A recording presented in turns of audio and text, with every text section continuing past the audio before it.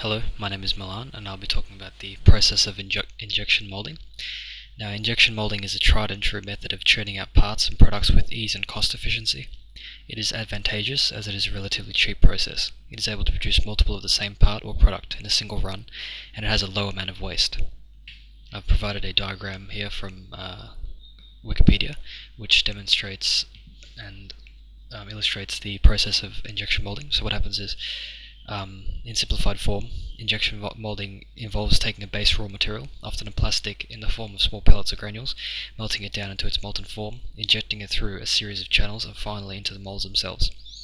There is often more than one mold or mold cavity involved in the process, as it is a way to manufacture many of the same product or part at any one time. The first stage of the process is melting down the plastic pellets into molten form. This often involves pouring the pellets through a hopper, a large funnel, which is this thing over here, and then into a barrel-like structure where a screw forces the pellets forward through the barrel and onto other stages of the process. This force produces frictional heat, which melts the pellets into liquid form. Supplementary heating rings around the barrel are used to regulate and finalize the temperature.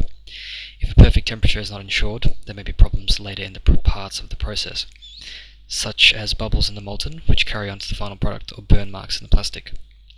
The next stage of the process involves the molten plastic running through a series of channels known as slug wells, and their more narrow counterparts known as gates, and then finally onto the mold.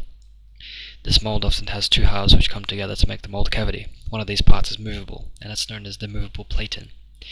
Once a sufficient amount of liquid plastic has gone into the mold cavity, a liquid cooling system may be used to speed up the setting and hardening of the plastic. Once the plastic has taken form and cooled/hardened, the movable platen is brought forward, allowing the plastic part to exit the mold, and the process repeats.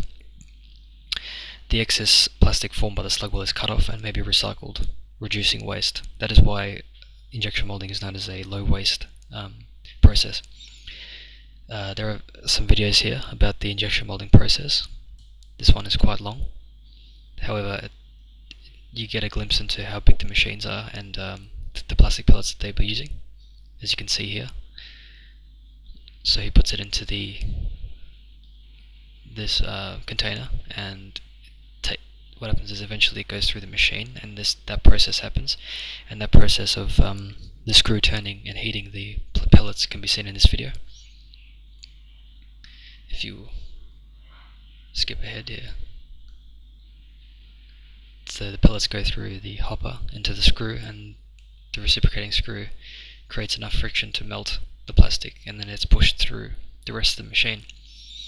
This mold here is it's a clamshell, and you can see the slug wells here and the gates which lead to the mold itself. And once the plastic is hardened, the movable platen moves out of the way and the plastic part falls down, and that's your finished product. This is an example of a batch of plastic pellets, and this is an example of a product made using injection molding. Now for the pricing. Injection molding can be an expensive process to set up, as the molds themselves are quite expensive to manufacture, depending on the complexity of the actual part which you plan to injection mold. The price of the mold can vary from $1,000 upwards of $80,000, according to rexplastics.com.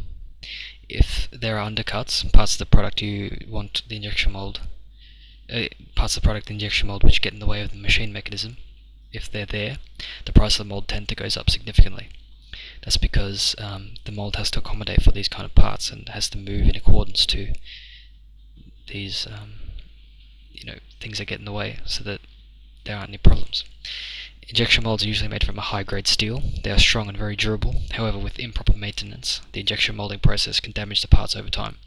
For instance, the molten plastic may abrade the mold, so regular checkups are performed to gauge the condition of the mold. Sometimes plastic may be left over in the mold. This can cause problems, such as an overload of the material, which in rare cases can cause a catastrophic failure to occur. Often this can cause machine damage, thus creating great expenses for the company. And here is an image that I found online, documenting the prices of injection molding parts. So if a part that's this basic, just one shape and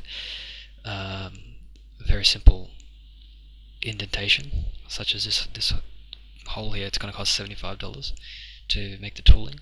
But something much more complex, such as over here, with multiple parts, different angles.